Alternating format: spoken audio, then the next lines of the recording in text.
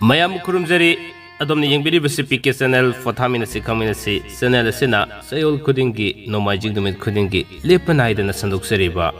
Chayolgi Rashifal Ngasisu Puduna Laksari Ngasi August Kitang Kunmapan Numit Asidigi Hona Lakadoriba September Gitang Mari Fawgi Oiba Chayol Sigi Rashifal ni Miyam the Kudul Tamjagadoribasi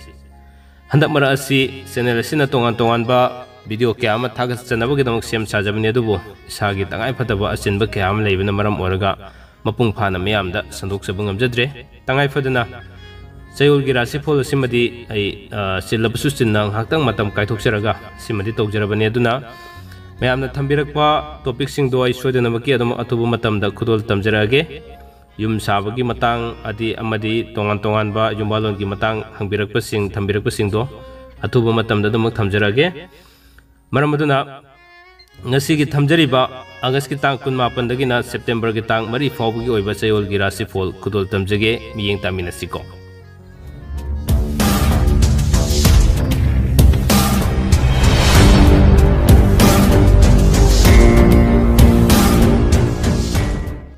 Faredudi Nasigi Chayolgi Rashifal si Kudol Tamjarage, Aduga. Mausagumna koi mes Rashifal dagina matang manaw naina tamjaraba matungda aroibida min Rashifal adum kudol tamjarake ko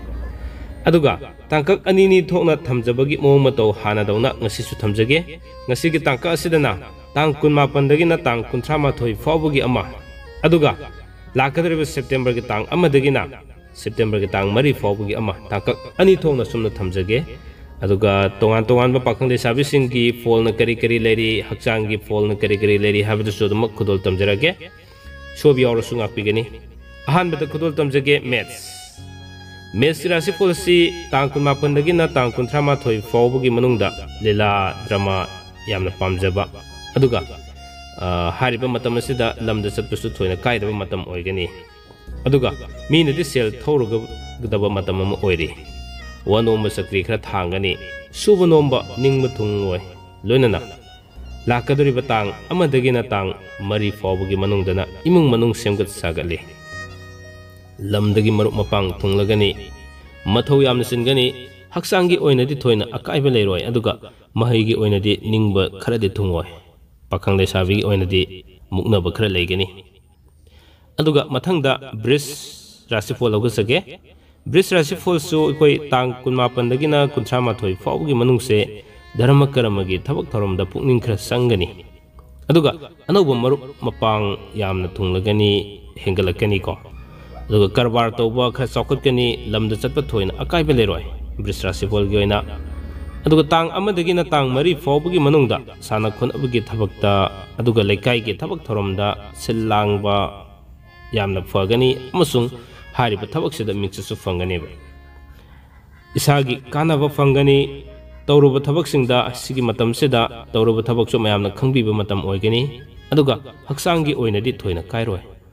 mahigi oinadi fajana chathabu ngamgani pakhang le sabigi oinadi engagement natragana haina singna ba leigani ba mathang sidi Mithun Rashi gi oina tang 18 dagi 38 fawbugi manungse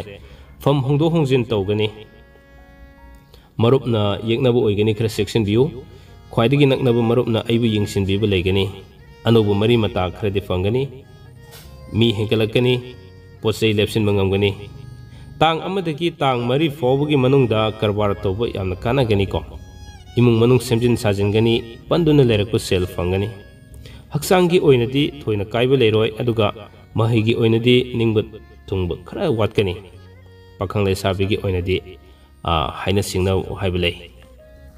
aduga karkat rasigi oina tang 18 dagi 38 fawbugi manungda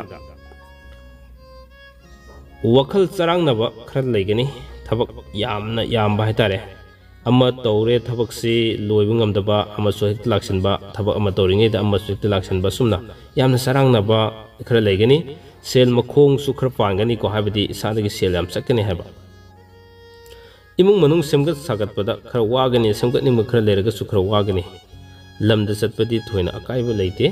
aduga tang amadagi tang mari fawbugi September gi matam asida sigi manung sida sayen ki karbar di am chaukatkani gari gi thabakta sel fangani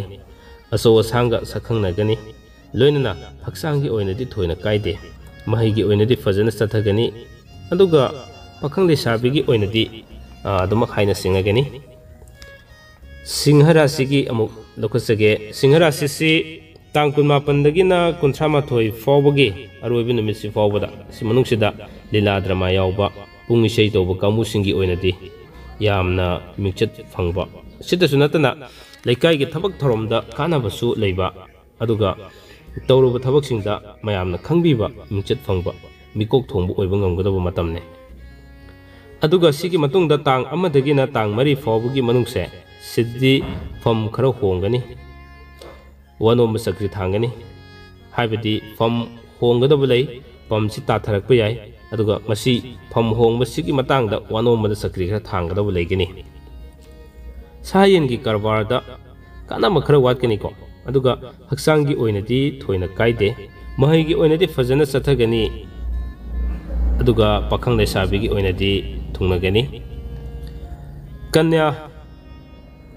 ꯔꯥꯁꯤꯐꯣꯜꯁꯦ ꯇꯥꯡ 18ꯗꯒꯤꯅ 38 ꯐꯥꯎꯕꯒꯤ ꯃꯅꯨꯡꯁꯦ ꯑꯩꯈꯣꯏꯒꯤ ꯁꯦꯜ ꯃꯈꯣꯡ ꯄꯥꯟꯒꯅꯤ ꯏꯁꯥꯗꯒꯤ ꯁꯦꯜ ꯌꯥꯝ ꯆꯠꯀꯅꯤ ꯀꯔꯤꯒꯤꯗꯃꯛ ꯊꯧꯗꯣꯛ ꯌꯥꯝꯅ ꯌꯥꯝꯒꯗꯕ ꯊꯧꯗꯣꯛ ꯌꯥꯝꯅ ꯊꯣꯛꯂꯛꯀꯗꯕ ꯀꯣ ꯑꯗꯨꯒ ꯃꯊꯧꯁꯨ ꯌꯥꯝ ꯆꯤꯟꯒꯅꯤ ꯑꯅꯧꯕ ꯃꯔꯨꯞ ꯃꯄꯥꯡ ꯈꯔ ꯐꯪꯒꯅꯤ ꯂꯝ ꯇꯨ ꯆꯠꯀꯅꯤ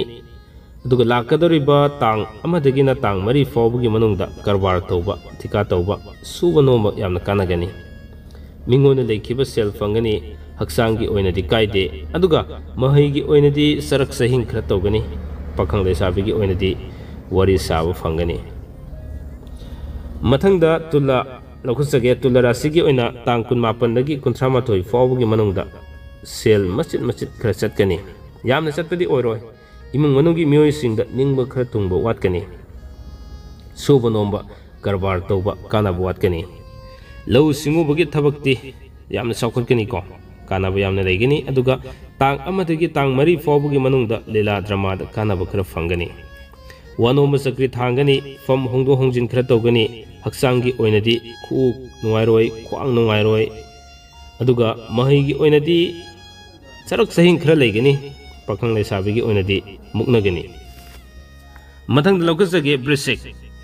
ꯕ꯭ꯔꯤꯁꯤꯛ ꯔꯥꯁꯤꯐꯣꯜꯒꯤ ꯑꯣꯏꯅ ꯇꯥꯡ 18ꯗꯒꯤ 38 ꯐꯥꯎꯕꯒꯤ ꯃꯅꯨꯡꯁꯦ ꯃꯤꯅ ꯁꯦꯜ ꯌꯥꯝꯅ ꯊꯧꯒꯗꯕ ꯃꯇꯝ ꯂꯩꯒꯅꯤ ꯃꯔꯤ ꯃꯇꯥꯒꯤ ꯎꯄꯥꯏ ꯈꯔ ꯇꯧꯒꯅꯤ ꯑꯗꯨꯒ ꯋꯥꯈꯜꯁꯦ ꯌꯥꯝꯅ ꯆꯔꯥꯡꯅꯒꯅꯦꯕ ꯅꯤꯡꯕ ꯊꯨꯡꯕ ꯈꯔ ꯋꯥꯠꯀꯅꯤ ꯐꯝꯁꯨ ꯍꯣꯡꯗꯣꯛ ꯍꯣꯡꯖꯤꯟ ꯈꯔ ꯂꯩꯒꯅꯤ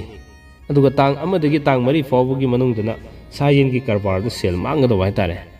लोटरी यावब सेल मांगी वनोंब सक्तिसु थांगनी ईश्वर की थबक थोरमद पुकनिंग खर संगनी अदुगा हक्सांगी ओइनदी सबित सबित खर तौगनी महिगी ओइनदी चक्री थांगी पाखंग लेसाबिगी ओइनदी मुकनै वृश्चिक राशि बोल खर सेक्शन बियो तासिमगी ओइनदी मथंग से धनु राशि ना अमुक करी हरी हाबे मतमदा धनु राशि से तांग 19 दगी 38 फावगी मनुंग से कोई फम होंगदोंग जिन खर लेगनी हारी अनोब मरुप मपांग फंगी मरी मता चावी लोटरी यावब कानै लीला ड्रामा येंग पामी मीगी उपाय खर फंगनी अदुगा तांग अमदगी तांग अमरी फावबसी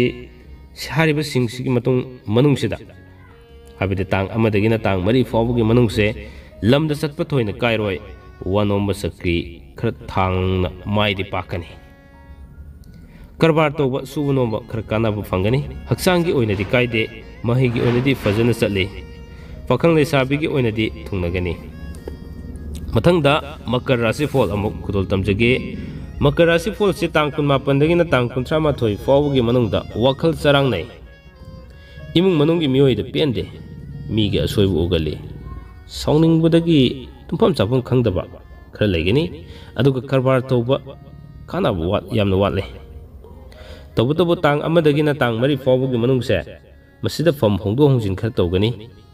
अदुगा सेल सु खर मांगने मरुपना येंगनाब ओइगनी खर सेक्शन बिबा फै हक्सांगी ओइनदि नुंगाइफम खंगदे महिगी ओइनदि चक्री थांगनी को अदुगा पाखंग लेसाबिगी ओइनदि याम थाजदना थुंगनगनी मथंग से कुंभ राशि लौखसगे तांग 19 दगिना 38 फावगी मनुंगदा लेकाइगी थबक थोरमद सेल चतकने अफब मरुप खर तांगनी कानदब मरुप सिंग मतेंग पीगनी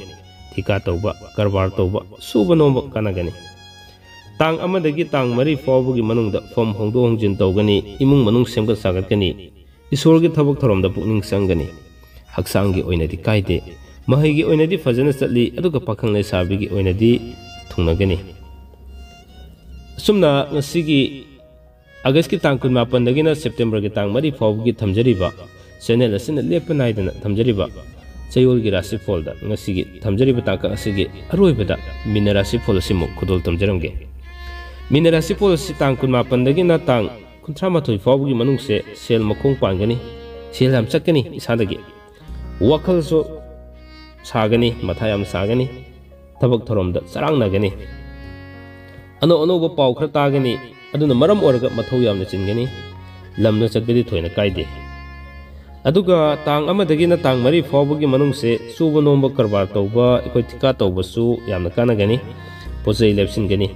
imung manung santi oigani haksangi oinadi thoina kaide mahigi oinadi mayai oina adamuk tawgani pakang lesabigi oinadi haina singnagani asumna ngasigi thamjariba Chayolgi Rashifal si habidi August ki tang 18 dagina September ki tang mari fawbugi oiba Chayolgi Rashifal si matang aswaida aitensin janabgi tanjada lojage mathangi nomaijing numitasu anoba Chayolgi Rashifal amamuk